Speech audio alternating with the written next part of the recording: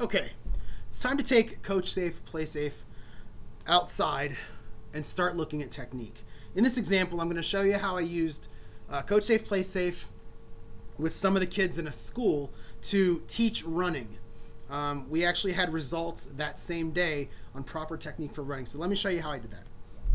First thing I do is I come in and I log into my account, and I'm going to go into my video file manager. I have some video that I took earlier of the kids running basically right at the camera. It enabled me to see their technique as they ran. So I'm going to go into my video file manager first, and we've got a bunch of videos in here, but I'm going to upload a new one. So down at the bottom of the screen, I'm going to give it a title, and I'm just going to call it Running Demo. I've got some other stuff you can enter here if you want to search, if you want to break it down a little bit further. But for this case, I'm just going to go with running, and I'm going to go with track. I'm going to click Choose File, and it's going to ask me to go ahead and find the file on my computer somewhere. And I've actually got it on my desktop. And I'm going to select this one here. And I'm going to go ahead and hit Open. And it's going to put it in my file name box. And I'm going to click Upload File. And what it's going to do now is it's going to upload that file into my video file manager. Basically my video library. Now in my example, I'm going to use myself as the model. So while I was out there filming each of the kids running, I also had someone hold the camera, and I ran also.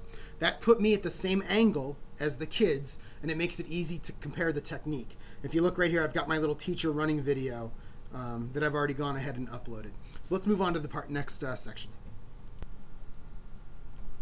Okay, here I am back at my main menu, and now what I want to do is I want to set up my side-by-side videos. I want to compare each one of my students running to my own running to look at my technique or look at their technique versus mine, or my technique, I don't know. So we're going to go into the training manager, and we've already got a few in here. What I'm going to do is I'm going to create a new file. So down here at the bottom, I'm going to click Add New in Motion File, and it's going to give me some options. My first option is to give it a description. And let's say the first kid I look at is named Jake, so I'll just go Jake running, and maybe I want to put the date in, 2015. Maybe we want to compare him later on to something we do in a month to see if it's changed at all. I'm going to go ahead and select the video for the left side, and let's see, I think it was down near the bottom here. I'll go with student running 1. We'll select this one here. And now I'm going to select on the right side, my running, me as the model. And we're going to go right here. So now if you see, we've got the student running versus me running. Now what I need to do is I need to get these videos in sync so that the action is happening at the same time. So what I'm going to do is I'm going to uncheck play video 2, and I'm going to work video 1 up to where they're about the same point. And we'll say about right there. You can see that, let's go a little bit further here. Let's go about right there. And the reason I do that is because I'm going to uncheck video 1 and check video 2. And I've got the student with the the left hand back a little out to his side. So I'm going to get me out to the same place. And that would be about maybe right there. Now I feel like they're about synced. They're about synced up. So I'm going to check both of them. Now I'm going to click Set Time. And you see what it does is it takes this time here and it puts it down here in the box. Do the same thing here. I'm going to hit Set Time again. And now that the two videos are synced and I've got my in motion file, I'm going to go ahead and click Save Changes. And now I've synced up the in motion file. Okay, I've gone through and I've synchronized each one of my students up against me as the model running. Now what I'm going to do is I'm going to get everybody together in the classroom, and one by one I'm going to use the CoachSafePlaySafe to go through it with them and show them how their technique is different than mine. So first thing I'm going to do is I'm going to go into my, let me get back to it here. I'm going to go into my training manager, and I'm going to select whichever student I'm going to start with. In this case, I just did one demo. So I'm going to click View. And now you can see that my videos load up. I'm going to click the replay button, and that will take them to where they're synchronized together. And now what I can do is I can go through it slow motion with the student. I can go forward if I want to. I can go backwards if I want to. I can push play if I want to, and it'll actually play. And at any time I can hit the replay button and take me back to my synced times. So in this case, if I wanted to, I could go forward a little bit, and I could tell him, you know, look how, as a coach, I'm running straight up and down. I'm looking forward. My arms are at my sides. Whereas on your side, you're kind of bending over a little bit, you're kind of leaning a little bit, and instead of your arms on your sides, your arms are going out in front of you as you run.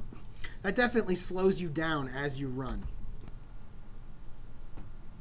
So what we decided to do next after the classroom session was take each student out and have them run again using the tips that we learned as we took them through.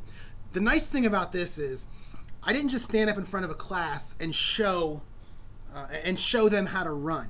I actually used video to work individually with each kid to show them what they did wrong and how they can fix it, so that when we go back outside, each one of them has their own set of tips on how to get better. It wasn't just one overall keep your arms to your side, keep your head forward type deal. So we filmed each one of them running at the camera in the same angle, same place as we did the first time.